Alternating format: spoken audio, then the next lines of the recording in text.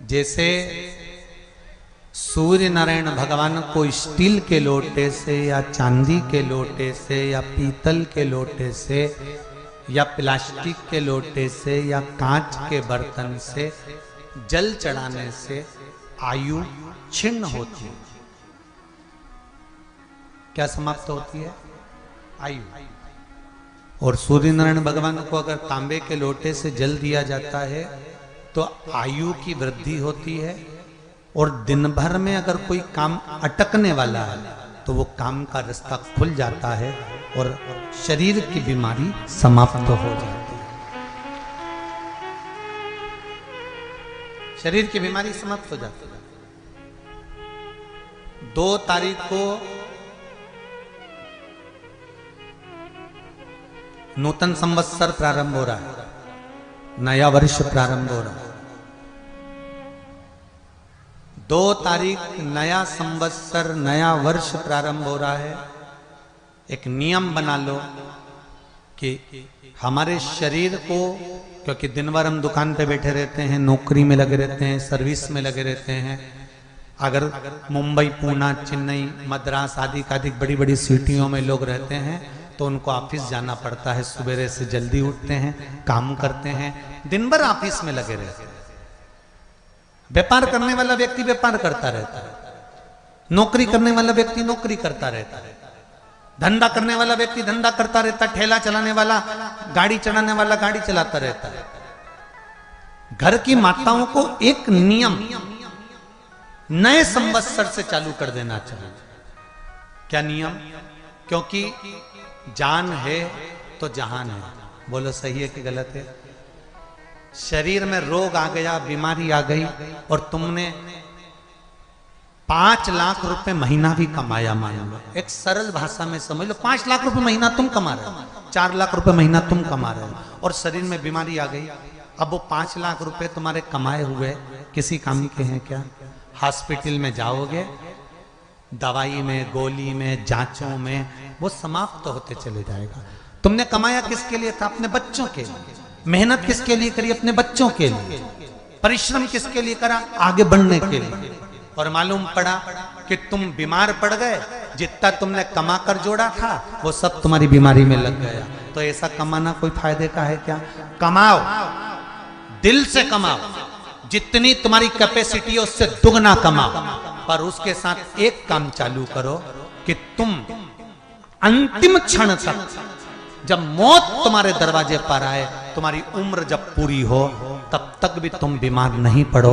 उसके लिए एक काम चालू कर दो कि नए साल से हमें तांबे के लोटे में पानी भरना है, सिर से 8 इंच ऊपर रखना है, सूर्य को अर्घ देना है, और जो पानी नीचे गिरेगा उस पानी में से सूर्य का दर्शन करना है। वो पानी जब हमारे शरीर के इस हृदय रेखा के सम्मुख से, इस कपाल रेखा के बीच में से, मध्य से उस पानी की धार जब सूर्य की किरण देगा तो हमारे शरीर में कोई बड़ी बीमारी, ना कैंसर, ना लीवर, ना किडनी, कोई अटैक पटैक आ ही नहीं सकती।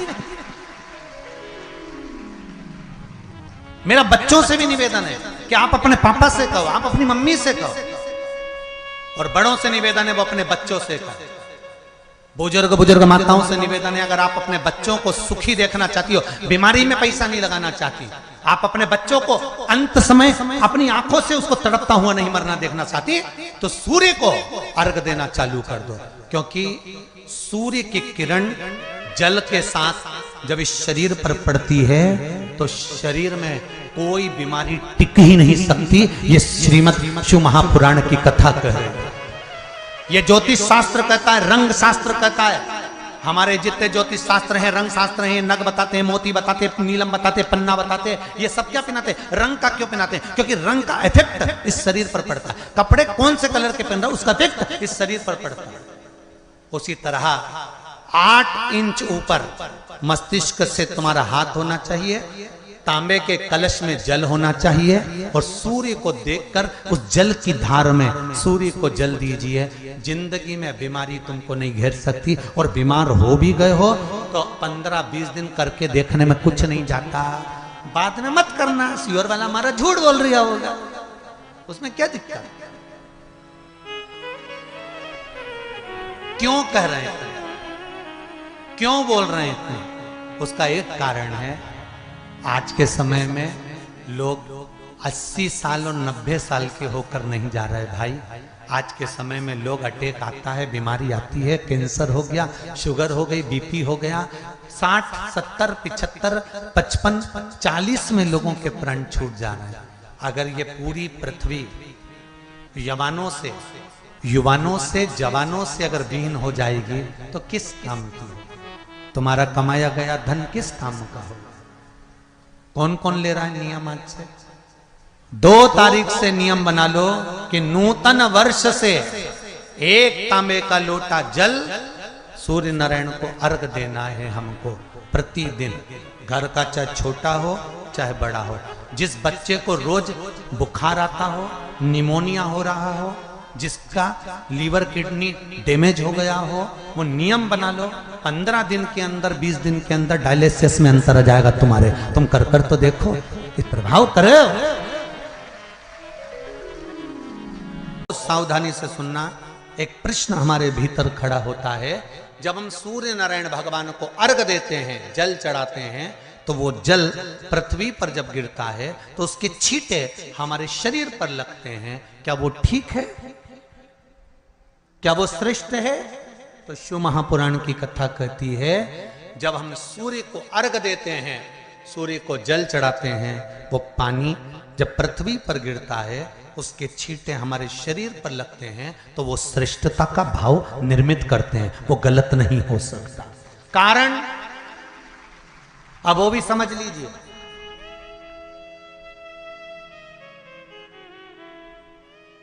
अब सूर्य नारायण भगवान को आप जल चढ़ा रहे हो तो छींटे नहीं लगे, उसके लिए क्या स्टूल पे चढ़ के चढ़ाओगे कि कुर्सी पे चढ़ के चढ़ाओगे?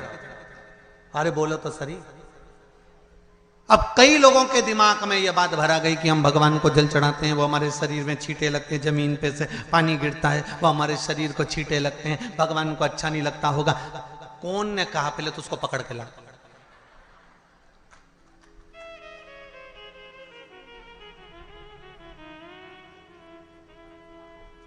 क्योंकि मेरे राम जी महाराज, मेरे भगवान कृष्ण,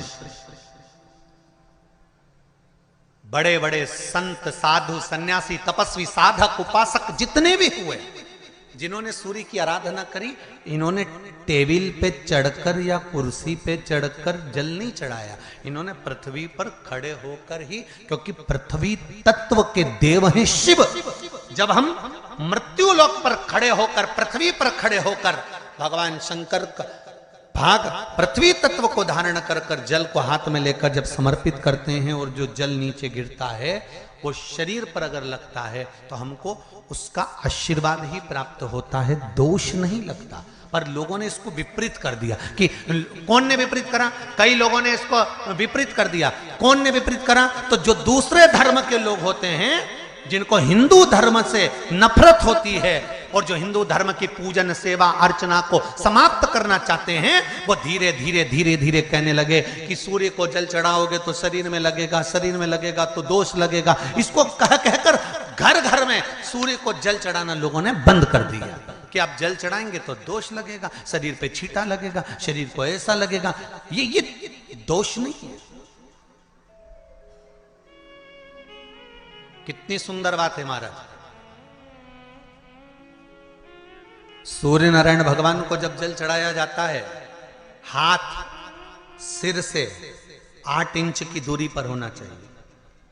जम के बोलिए, सिर से कितना ऊंचा होना चाहिए? 8 इंच ऊपर अपना हाथ होना चाहिए मस्तक से सूर्य को जल चढ़ाते समय।